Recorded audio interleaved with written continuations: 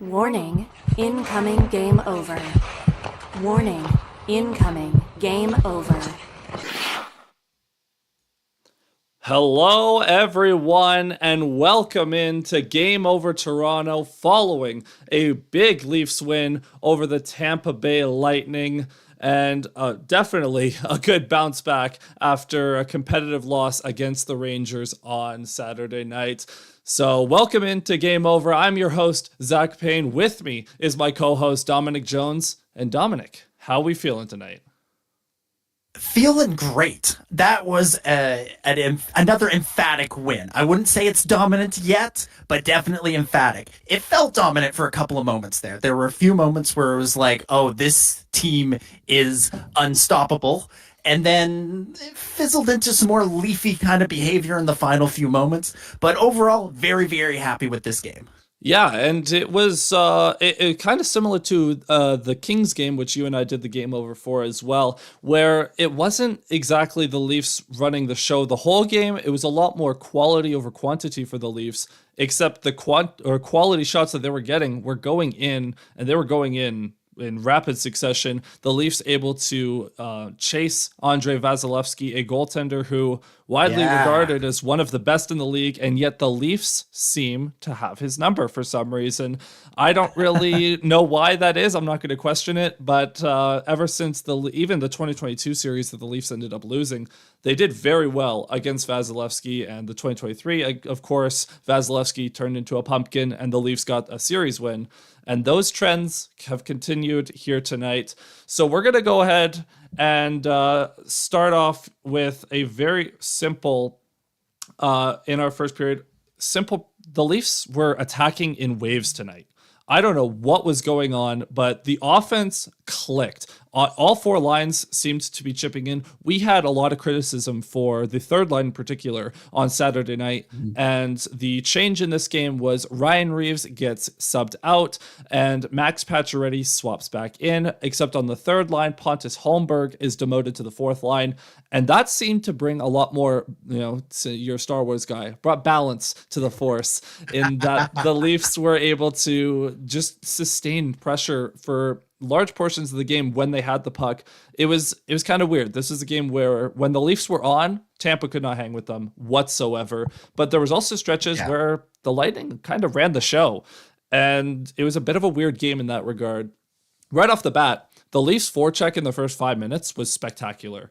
And obviously led to a Nylander goal. Dominic, what were your thoughts on that start? Oh, it was a great start. It was exactly what you're looking for from this team. And, they were rewarded for it with a good quality Nylander goal. That's what you want. You want to come out strong. And it's what they needed to do after the game against New York, right? New York, they could never quite get the offense going. And as soon as we start tonight, we're right out of the gate, pushing hard, and they were rewarded for it early. Yeah. Zach, let me just ask you to have a quick look at your settings, because I think I'm coming through a little bit echoey. Oh, that there might be two of me. There is not. That is all. Okay. I'll apologies. Either that or it sounds like I might be talking from the bottom of a well.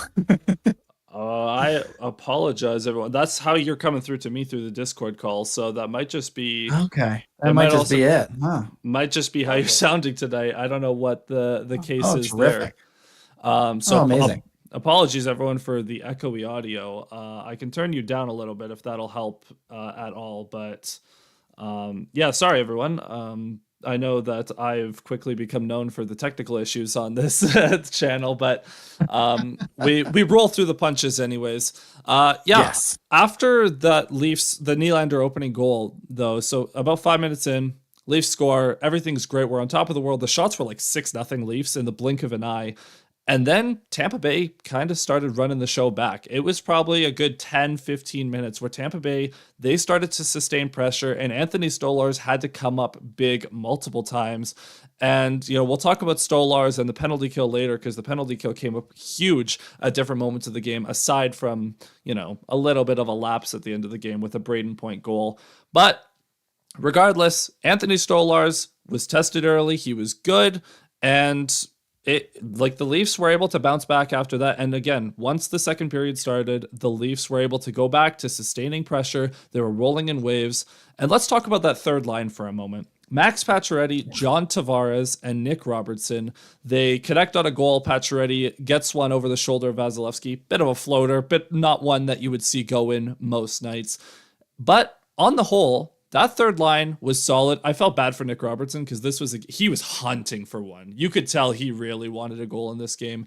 And no matter what he did, it was not working out. But what were your thoughts on that third line? I was very happy with it. I was very, very happy with it. Not very, very happy, but I was happy with it in comparison to where we were at, right? Because it was invisible on Saturday, worse than invisible at times, where felt like it was actively, hindering the team from succeeding. In this game, when they were on the ice, when you had Tavares, Pacioretty, and Robertson out there together, it felt like they were working on something. They had something brewing. Like they might be able to make this combination work.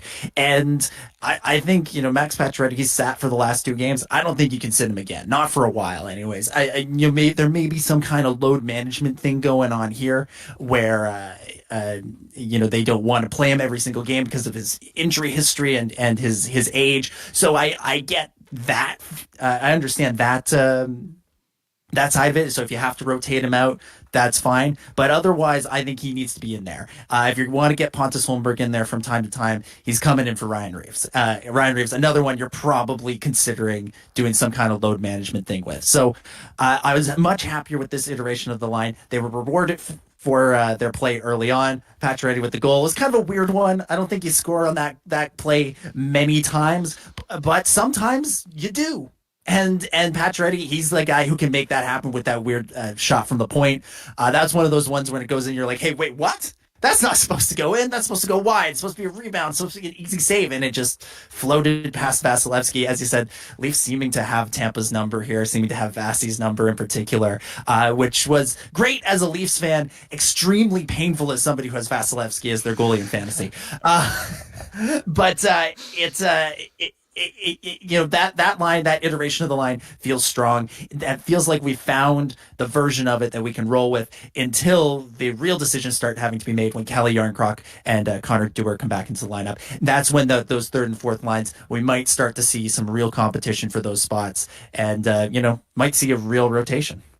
Yeah, and that Pacioretty goal that we talked about, dare I say, shades of the Morgan Rielly Game 3 overtime winner from that 2023 series. Just a weird floater from the point over that right shoulder. I think Vasi did the same motion, everything. It's just like that handcuff over the shoulder that he can't quite handle. He's the one goalie where the Leafs floating random shots on from the point, they actually might go in. I love it. On the fourth line, I do think, so this is a weird one because Ryan Reeves has been very up and down this season. He's had some good games. He's had some bad games, even in individual games, good moments, bad moments. It's, he's a tough guy. He's not exactly built to be a consistent performer. That being said, I think Craig Berube might understand what Ryan Reeves is and how to use him most effectively. And he comes out in this game. Holmberg goes in a game where you probably need a little bit more juice from the fourth line. Pontus Holmberg, I thought had a much better game in a more sheltered role. Steven Lorentz, David Kampf, they were doing their thing. They didn't stand out in any spectacular way like they have in the past few games, but I thought Holmberg fit in really well with those two. And man, I hold on. I need to take a ref corner real quick. Why is that not a reviewable play on the empty netter that Pontus Holmberg got robbed of there? Yeah, it's it's weird to get worked up about the sixth goal, the empty netter in a game that's 5-2 is the final score. But Pontus Holmberg deserves that goal. That Steven Lorentz clearly got a stick on it. Passed it out to Holmberg. He puts it in the net. It's one of those weird things where if the call was the other way, if the ref had said that's a goal and Tampa had said, hey, wait a minute, it was a hand pass. It was a hand pass. We would have gone upstairs. We would have looked at it and figured it out. But for whatever reason, it doesn't work the other way. And look, video replay is part of the game. We're not going to get rid of it. We shouldn't get rid of it. It's essential to making sure that we get the right calls. But there is a weird inconsistency in the way it is deployed. What can be challenged, what can't be challenged. Obviously, you can't challenge every play. That would be ridiculous. We'd never go anywhere in the game. But this feels like one where surely somebody's got to be able to go. Let's just quickly look at that because, again, you don't usually expect a "ref you suck" chant in the last minute of a game where the team is winning 5-2. That seems unusual. That's not the sort of thing you expect. And yet that's what you get when everybody in the world can see that the puck was clearly touched by Lorentz's stick. It was clearly a fair play, and should have counted as a goal.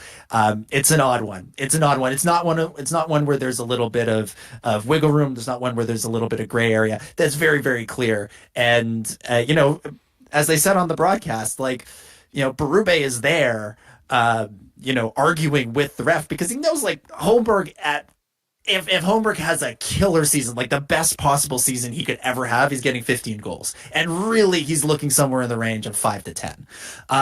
And so why not, let him get that one? So you want him to get that one. You want him to get a little confidence going. He has had a couple of rough games. He's been demoted, and is now kind of in this weird rotation with Ryan Reeves for that final spot on the fourth line. So why not? You want him to be rewarded. So I get Berube sticking up for his guy and trying to make it happen, but it doesn't make sense why when everybody can see that very clearly this is what happened. Why we can't overturn it. Refs are humans; they're going to make mistakes. As a general rule, I'm fairly sympathetic to officials in sports. Like, I get it. You're doing your best. We all screw up. We're all human. But when we can all see that the mistake was made, the refs should be allowed to go, yeah, sorry, my bad. Let's quickly put the goal up there. Let's go to center ice and get the game going again. Yeah. And, I fired off a tweet in frustration that I think the refs were just hunting for the William Nylander hat trick. And you have to respect it. You have to respect the hustle and the commitment to the bit. But no, I feel bad for Holmberg. He did have a good game. He should stick in the lineup. I know I had some gripe with him after the last few games. We'll see how Berube sees it. I'm sure that cast of characters in the bottom six is going to rotate in and out naturally, as, there's a lot of bodies that you have to get in there. And again, you talked about load management with Pacioretty. I don't think Pacioretty should play more than 50 games because you want, if he is one of your best 12 forwards, great. That means you're going to want him in the playoffs. So let's chill. Let's take it easy. He could be a third liner in the playoffs, but in the regular season, he can play 12 minutes a night once a week. And I know Luke in the chat, forcing the refs to stick with that blown call is more cruel than chanting "ref you suck." Yeah, that's honestly, it's not wrong. Not wrong at all. Now, again, we're talking about the way the Leafs were attacking in waves here. And again, the top six was very good, but mainly that top line absolutely dominant in this game. Matthew Nyes gets on the score sheet. Austin Matthews gets a goal on the power play, which we'll talk about the power play in a bit. But on the whole, that line, they set the tone early with their play. There was a couple of shifts where, I think it was the second shift of the game, where Mitch Marner had like 3 shots in 10 seconds. There was one play later, it was a 3-on-1 with those guys, and Marner elected not to shoot it, which drew the ire of many fans around Leafs Nation. But they were dominant, and the second line, William Nylander, again, great game. Josh in the chat saying, can we get this Nylander for 82 games? If we get this Nylander for 82 games, he might win the Art Ross. Dominant. Yeah. I mean, and we've had this Nylander for what, 4 of the first 7. Like, he's been here for most of the season. He's gotten off to a pretty hot start, exactly the way you want him to, and he's been matching up with that top line, like in terms of production. He's been been working fairly well with Domi and Bobby McMahon, and kind of bringing those guys along with him. And there's not much more you can ask for. Again, the 2 goals tonight, both of them, pretty well established, executed plays that resulted in exactly what you're looking for. But yeah, that top line, like you said, it started with them, it ended with them. The Nyes breakaway in the third, that was it the third or was the second? The goal, wherever it was when Nyes got his goal. Yeah. I think it was the Yeah. second period. Yeah. And like I don't know, that was a weird one because two Tampa defenders like collided with each other and fell down. Yeah. Hilarious. Unique play. Yeah. Hilarious. Yeah. But he got in there no problem and did what we want him to do. And again, showing that he's not just the puck retrieval guy on this line. He can be a genuine threat alongside Matthews and Marner, because obviously Matthews is the threat. He's the ultimate threat. But Marner, if he wants to, when he wants to, he has a great shot and can execute. And so all of the attention naturally gets thrown onto those guys. So there's now real opportunities for Nyes to just be the third guy who is now open, and all of a sudden you don't want to leave him open because he can score on a play like this, or he might start drawing a little bit of attention and giving the big guys some extra room to do their thing and execute the way we know they can and the way that they did in this one, Matthews in particular. Yeah, and Matthews was the Leafs leader in expected goals for percentage with 88% tonight. Spectacular game from 34. Yeah, like the top line, that Nyes, he could have had another one in the third period with an absolutely filthy move at the blue line to send himself in on another partial break. Like this is probably Nyes' best game of the season thus far. I think that's not an outlandish thing to say. He had a great game. Marner quietly putting up a good pile of points here. Like it hasn't been the flashiest start for Mitch Marner, but he's just been effective. Like it's a lot more substance over style right now, and I'm kind of here for it. I don't know. Like, have you had any complaints with Marner's game? Not really. Sometimes he passes when you really think he should shoot, but that's just Mitch Marner. Like that's who he's always been, and expecting him to change is a little bit, it's expecting a tiger to change its stripes at this point. I can't be mad at him for doing what he does and being who he is. Would you like him to shoot maybe 10% more? Yeah. And if Berube can get him to figure that out, I mean, that'll be better for Mitch because it'll make it harder for Brad Treliving not to give him what he wants at some point this season or early into the offseason. So overall, been fairly happy with Marner. He still overpasses a little bit, still gets a little bit cute. There were a few points on the penalty kill where it felt like he was more trying to spring some kind of shorthanded chance rather than going for the clean, let's get the puck out, get a change, kill some time here. But again, that's what you want him to do. That's part of the reason you have him out on the penalty kill. Yes, he is a great defender to begin with, but you also kind of want him to get in there and keep the other team on their toes a little bit.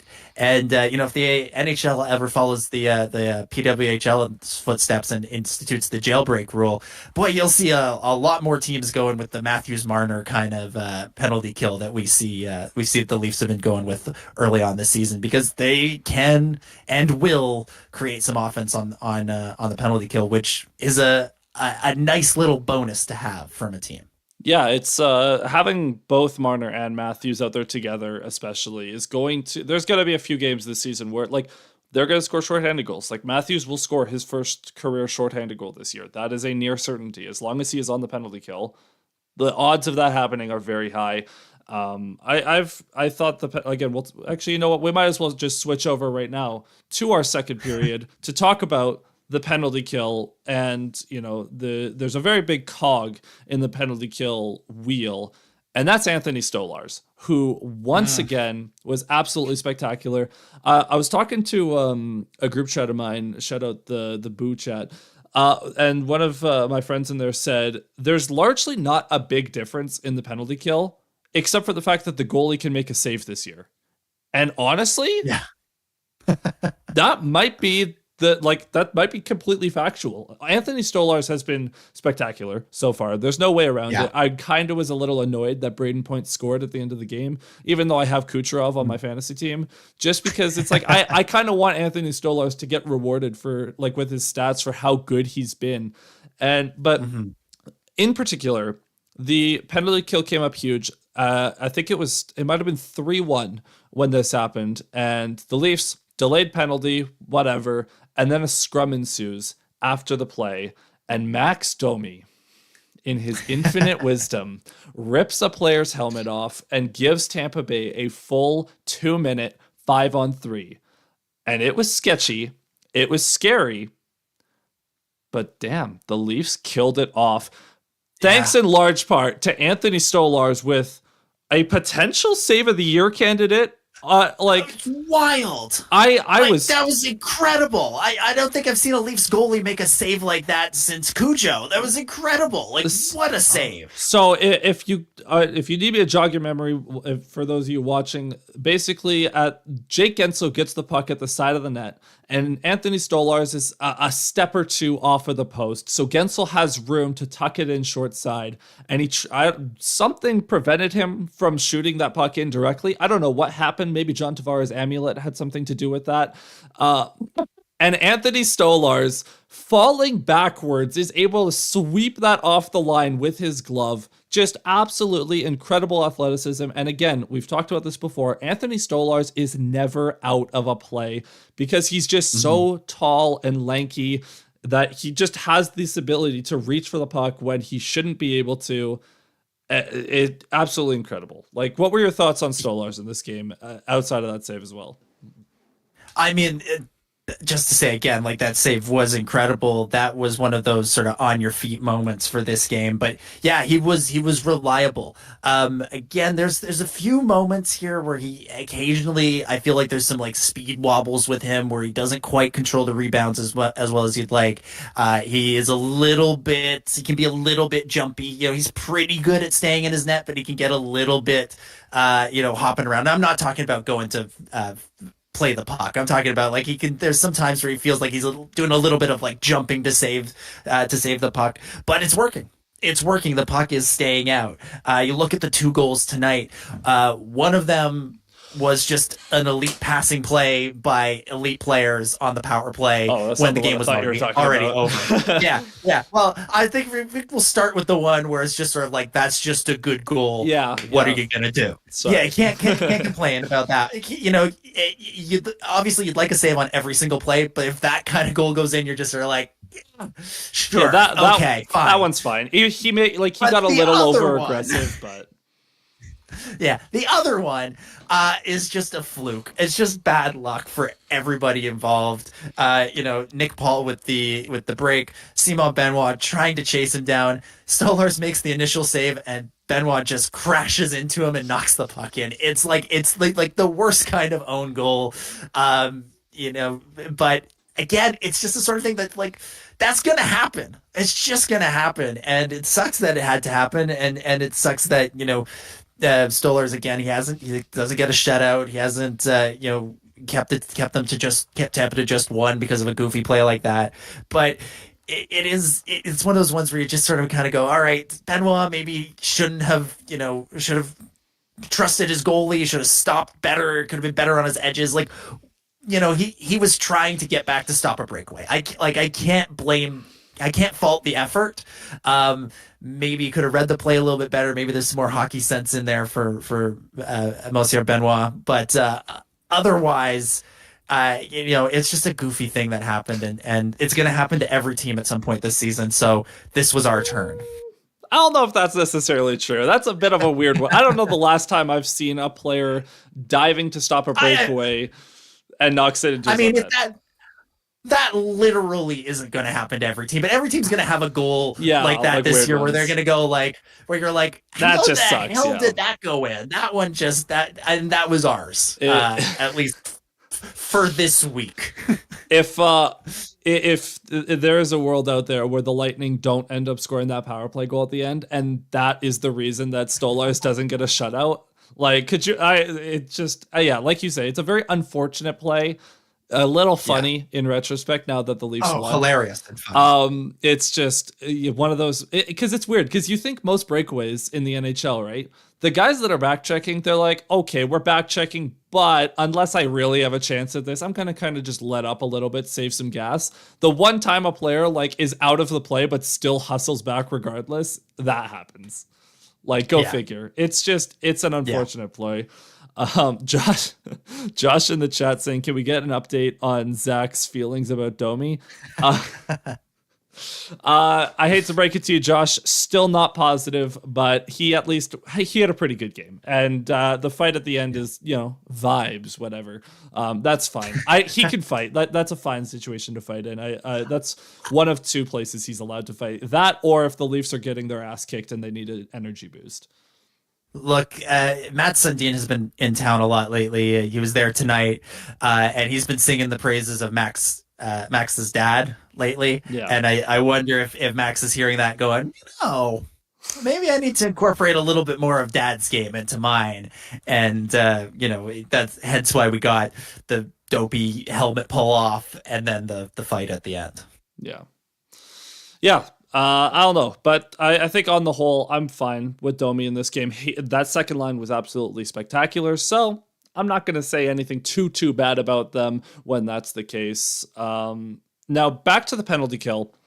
The penalty kill is very good in this game. Like, I know we talked about the 5-on-3, that huge kill, but I also want to shout out another huge cog in that machine, Christopher Tanev.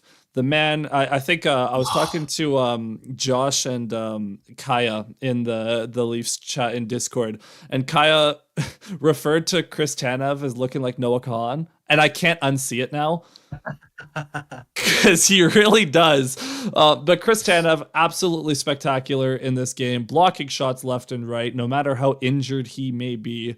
I don't know if there has been a more solid free agent signing that the Leafs have made since John Tavares. Yeah.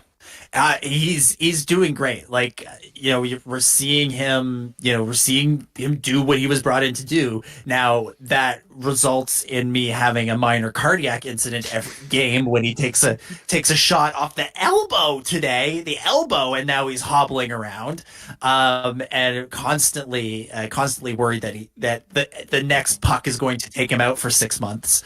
But that's what he's here to do. He's here to block shots. He's here to clear pucks away. He's here to be that strong stay-at-home defenseman that this team has been lacking for well over a decade at this point, and hopefully elevate everybody else's game. So very, very happy with Chris Tanev. I hope that every single shot he blocks is just a bruise and nothing more.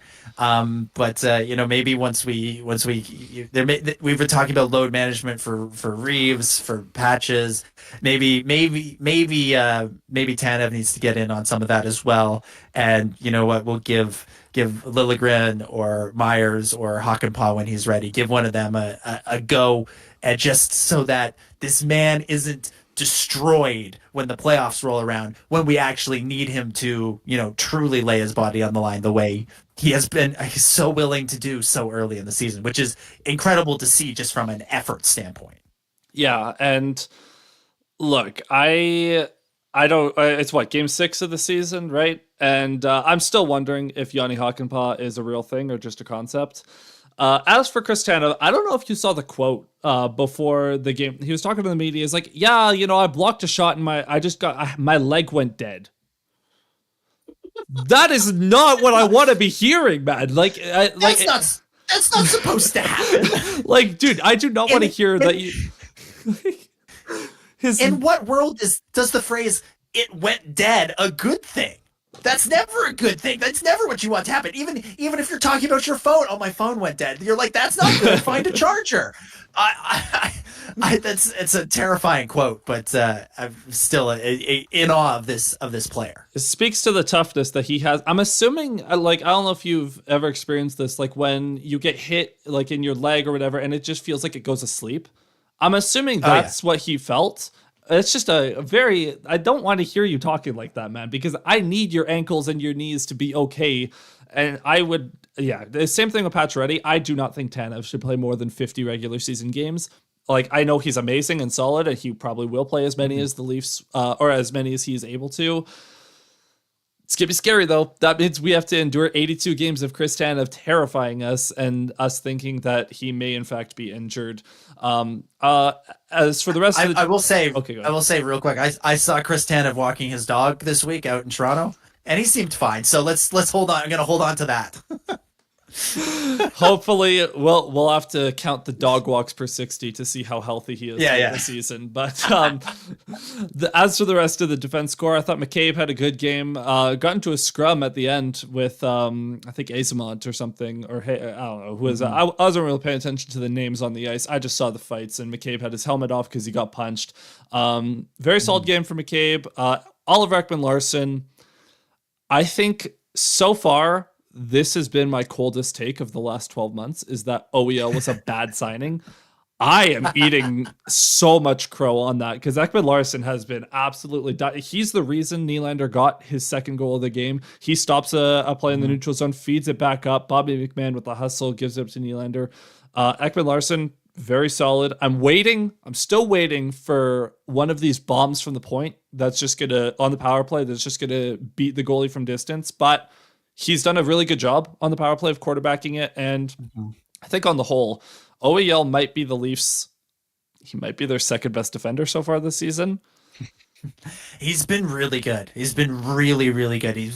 And I was somebody who was fairly excited about that signing. I thought that was an interesting pickup, and he's even outdone my expectations. I think he has come in and delivered and then some. And he seemed to be getting under Tampa's skin today. Did you notice that? Yeah. He seemed like he seemed to be getting to them. He had something going with Gensel in this game.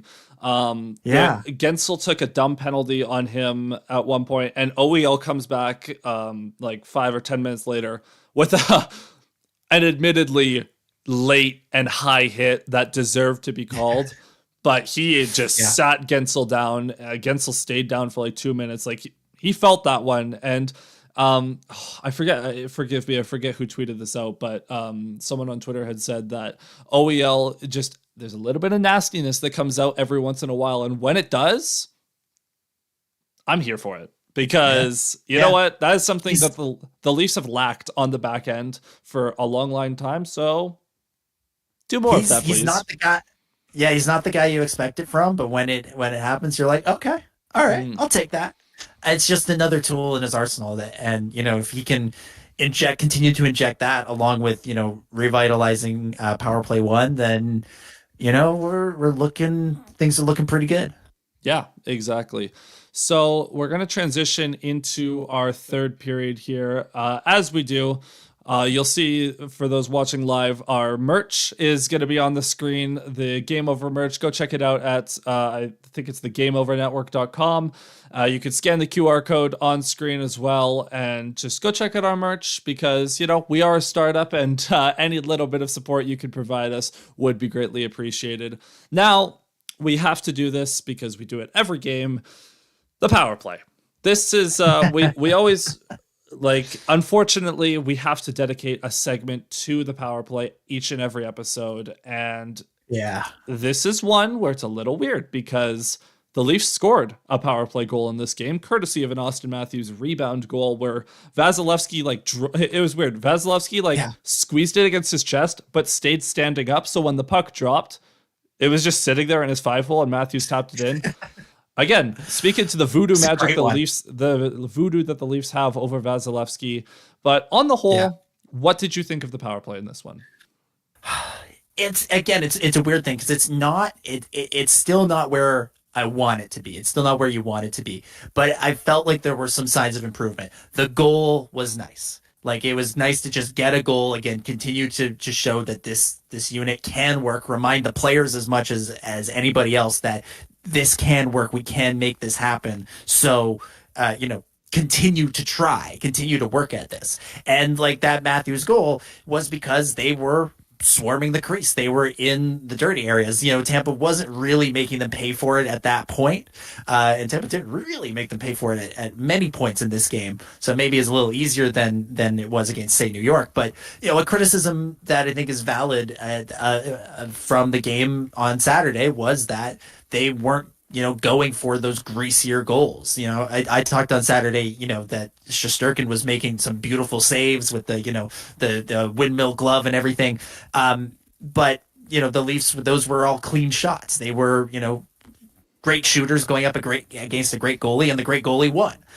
They weren't creating opportunities for sort of those greasy goals, those playoff style goals that everybody talks about. So I thought that just the fact that they were in that space was a good thing. They didn't capitalize again on subsequent power plays, unless I'm remembering wrong, which happens. But it was like the last power play of the game, I think. All of a sudden, they were just firing shots. They were just firing shots from everywhere, constantly. They seemed like they were missing the net half the time, but they kept shooting and then getting the puck back. And then it continued after the power play was done. Like, Robertson got out there with McMahon, and they were trying to do the same thing. And it was like, okay, keep doing this. Keep shooting. Maybe, get them a little bit more on net. Let's create some rebounds. Or maybe they'll just go in. Again, as we saw with the Pacioretty goal, sometimes they just go in. So let's keep doing that. So whatever they tried in that third period, and maybe in a game where it's more competitive, one team hadn't kind of given up at that point. If that, maybe it doesn't work as well then, but it certainly was fun to watch. It was fun to see, and you're like, okay, maybe they're gonna find it here, because all the other power plays, they still follow the pass it around. And what do we keep saying? Shoot the puck, get it on net, get rebounds, go to the greasy parts of the zone, and try and make something happen instead of looking for the perfect play. And that's what seemed like they were doing on that last one. So hopefully they can carry that forward. Yeah, and it is important to note, as you mentioned, that the Lightning did their best Kucherov in the All-Star Game performance, and they completely died in the third period. They had no interest in continuing this game whatsoever. And how often do you see a game where it's 5-1, it's a dominant effort, and the team that's up 5-1 is the one still getting all the shots on goal? Oh, yeah. It was wild there. Until they took that last penalty that Tampa scored on. It felt like if the Leafs could have just, we're about to not just run up the score, but run up the shot clock as well. Like, they were going to wind up with, 41 shots somehow. Instead, I think they still wound up being outshot by Tampa, which is hilarious. But, they were so dominant in places here, and the challenge for this team has always been and continues to be to not get complacent, to not get lazy, to not get too cute with things. And for a few minutes there, if they can just keep that intensity going at all times, maybe some of these infamous comebacks that always seem to happen to them won't happen, because they're continuing to press, continuing to push. You have to play until the final buzzer. And sometimes they don't always do that. And there were a few points after the second Tampa goal, once Tampa got their legs back a little bit, where it was like, oh, what's about to happen here? Like, until the non-goal from Holmberg, like, when Tampa had the net empty, they were starting to look a little bit dangerous. And that's when you get the Leafs fan PTSD going in your brain, thinking like, oh God, it's not going to happen again. Not tonight. They've been so good tonight. Please don't let this happen. Not on Amazon. Please. Come on. Dangerous area to be in if you're a Leafs fan. For what it's worth, part of that is also because the Leafs took a number of stupid penalties at the end of the game. Yes. Oh, God, yeah. And when a game is out of hand, most of the time anyways in the regular season, Nikita Kucherov is only interested if he has a chance to score with the puck on his stick.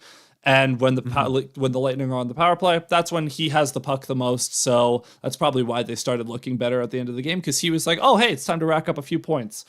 Ignore the blatant Kucherov slander in case we play them in the playoffs, but that is so going to come back to bite me. But no, I thought the power play was a bit of a mixed bag, right? Like, continuing from Saturday, I thought the zone entries were once again much improved, a lot more direct. Big improvement. Yeah, like you're seeing it now. The amount of times I saw tonight, again, where the Leafs are entering the zone with two guys behind, like at the red line still, I love it. And there was one play, Austin Matthews had a rush chance on the power play. I think it might have been the one at the end of the game where you know what? There's only 3 guys at the blue line, but let's just go in the zone anyways. Give and go with Mitch Marner because you have the speed. Why would you stop to give the defense a chance to set up? Just attack. That's what you have to do. And I'm so happy that the Leafs are finally starting to figure that out. And another thing, you mentioned like the Leafs did a better job of getting to the quote unquote dirty areas on the power play. And one player who was surprisingly good at that was Mitch Marner. There was a number of times where Marner just said, screw it, and put his head down, took it to the net. He almost scored on one in and around the crease. I much improved game from him. I love seeing him with the puck behind the net on the power play because I don't remember the exact statistic, but in general, passes that come from behind the net have a higher, like if you're below the goal line and they come out front, the shot following that has a much higher percent chance to go in just based on historical data. So I love giving the Leafs best passer the chance to work down low and just see what he sees. Like how many times over the years has Mitch Marner swung around behind the net and then found Austin Matthews for a goal? Yeah. That's his specialty. It's one of their go-tos. Like, and again, it's like, why not try it? Like, why not go for it? Like, there's so much talent on that top unit, and to just do the same things over and over again is frustrating because you stop getting the results, but also it's not even utilizing the skills that you have, the talent levels that you have, because these guys are talented because they can do a lot of things really, really well. And so like, let's give them the freedom, let's give them the opportunities, and let's try to make something happen. And again, like the results are slowly starting to come, but they're not there yet, but we're seeing some signs. It's not as dead and not accomplishing anything. It's not accomplishing anything the same way it was in Montreal or last year in Boston. Yeah, exactly. So do you have any other concluding thoughts on the power play there? No, just keep at it. That's the thing. If we go back to Lauren's hypothetical from Saturday, if Mark Savard called me up right now, I'd say just keep doing that. Keep doing what we were doing today. Yeah. Let's keep at that. Yep. So we'll transition into our final segment here, and it's at this point in the show that we encourage everyone in the chat to ask any Leafs-related questions you have. Before that, though, I have to take a moment. I'm sorry, everyone. Got to do a little bit of an ad read here because we have to hype up Game Over Network's flagship show, Hyperdrive Hockey. If you're interested in all things hockey around the NHL, whatever it is, Max, Daphne, and Kev have got you covered for all your hockey news with a steady dose of fun and fan engagement. You can find Hyperdrive Hockey on the Game Over Network YouTube channel. That's our hub channel for all the game overs, or wherever you wish to listen to your podcast, whatever platform that may be, on the Hyperdrive Hockey page at thegameovernetwork.com. And again, check out our merch, thegameovernetwork.com. Any contribution you can make would be very appreciated. And, it's good quality merch. It's good stuff. So we hope that you enjoy it. Now, let's see anything in the chat here. At the current moment, no. Again, ask your questions, any Leafs-related questions. I'll start you off, Dominic, with one here. It appears there is a chance Joseph Woll could return to the lineup tomorrow night against Columbus. If that is the case, what are you hoping to see in his season debut? I'm hoping for just a solid performance. Like I don't need him to come out and get a shutout. Don't need him to make all the acrobatic saves that he always hurts himself on. I just want to see him come out, be reliable, be solid back there, and show us what we've been excited for and why we were going into the season feeling optimistic about the goaltending. Anthony Stolarz has done such an incredible job holding down the net while he's been out, and so there's a lot of excitement around him. Imagine how exciting it will be if we get a 1-2 punch of both of both of these goalies going at the same time. Like that feels like that would make this team truly take them to the next level. Having confident goaltending has just been a nice thing, but imagine having 2 goalies that you can run out any night and feel like, no problems, no worries, everything's going to be great. That's what I'm hoping for in the long term. But just for tomorrow, if Woll is ready, just nice and solid. Don't get blown out, but you also don't have to burn the world down with an incredible game either. Yeah. So we do have a couple of questions. First one coming in here from Hockey from Home. This is a couple of parts to this one, so I'm going to break this down each piece. First of all, who is your current favorite Leafs player and why? I could kick this one off. Am a huge, like Austin Matthews, obviously, that's the shoe-in answer. But I'm a huge William Nylander fan. You know, I don't mean to go there, but he's like me from Calgary, the best Swedish-born or Swedish Calgarian player of all time. No, but it is William Nylander. I remember when he first had his contract negotiation, everyone was kind of, they were shitting on him a little bit, and I was always like in the pretty vocal minority that no, William Nylander, he's still a great player. He's gonna prove everyone wrong. He just needs to, kind of get reacclimated, and we have come a long way since those contract negotiations. Haven't we? Who's your favorite Leafs player currently, Dom? Currently, so my usual answer is Morgan Riley, and I've been a big fan of Mo for a long time, and So one day I will tell you all my great Morgan Riley meeting Morgan Riley story, but that's we'll save that for another day. But for today, I'm going to say Bobby McMahon. This is a guy I love a guy. I love the human element of sports, and I love a guy who didn't go the traditional route, who had to go the long way, who wasn't a star out of junior or out of college or anything like that, and kind of had to work his way into the pros.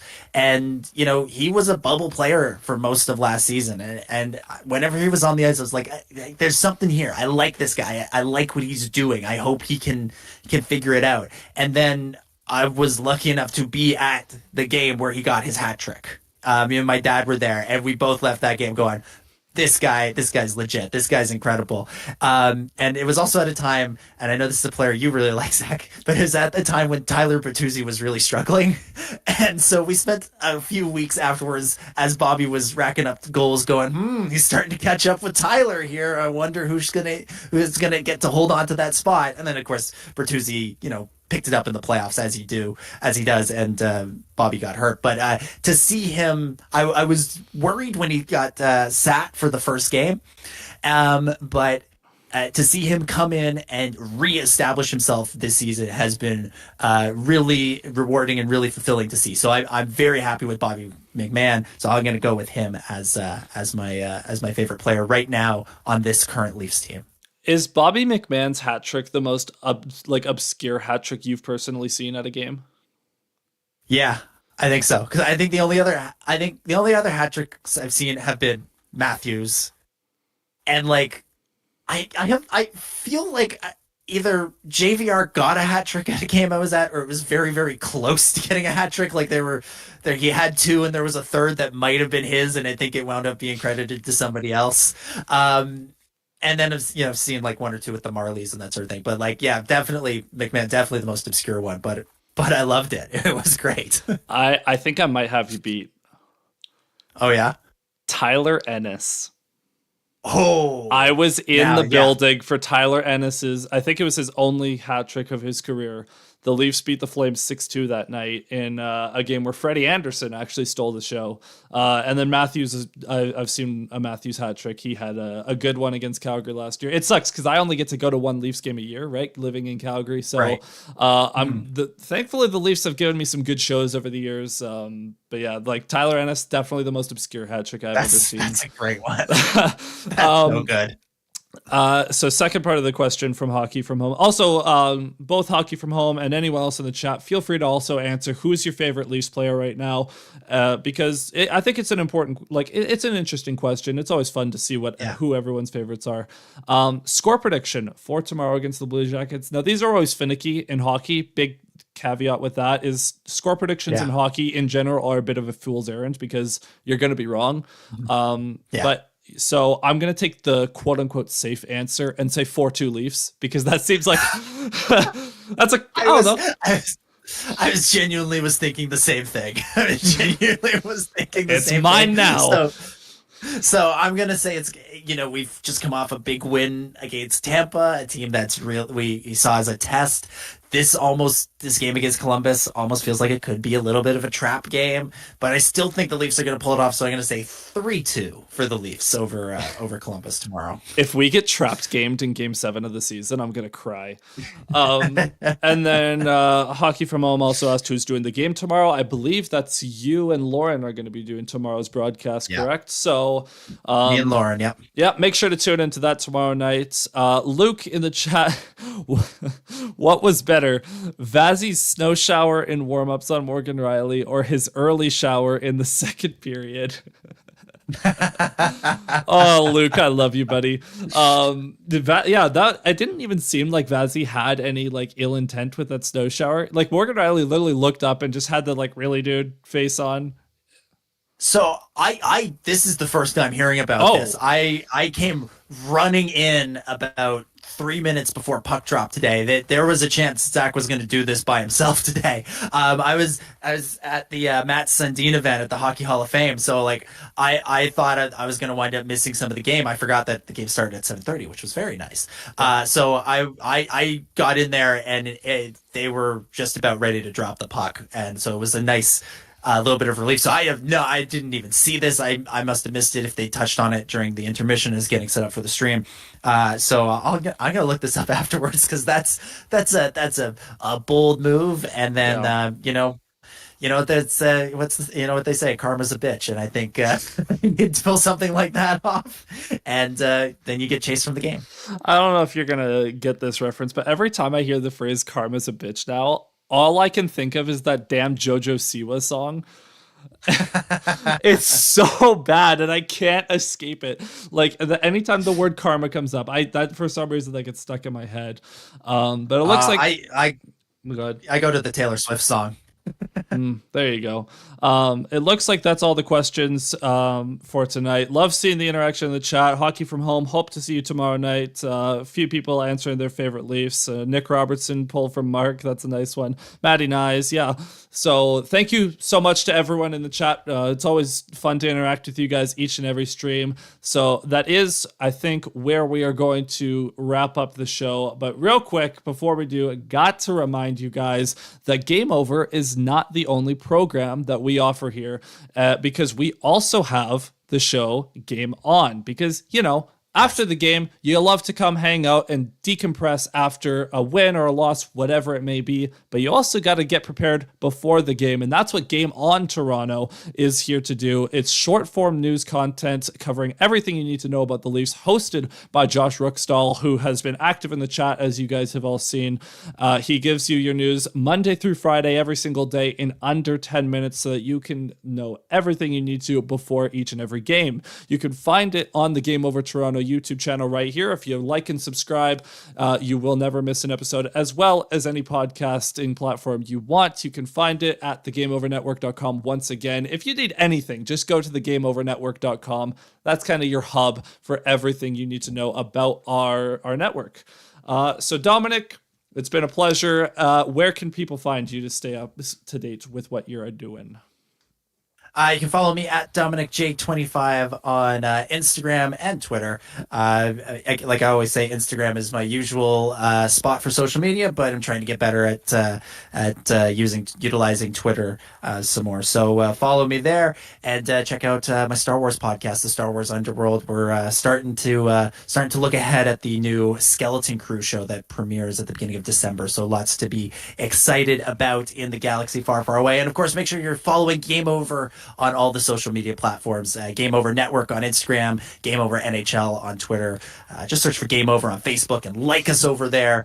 Get in on all the fun on social media as well. Yeah, and if you have taken the time to be with us through this whole time, make sure you drop a like on this stream, subscribe to the Game Over Toronto channel, and if you're listening in podcast form, make sure you follow us on there as well. As for me, you can find me on Twitter at ZachPayne41, on YouTube at ZachPayne41. I make some sports gaming videos if any of you are interested, and I also have an NFL podcast covering the Detroit Lions if any of you are football fans as well, called The Payne and Drain Show. You can find that on Twitter as well. well. But that's going to be it for this episode of Game Over Toronto. Thank you, everyone, for tuning in, and we'll see you next time. In the meantime, go Leafs, go. See you, everyone.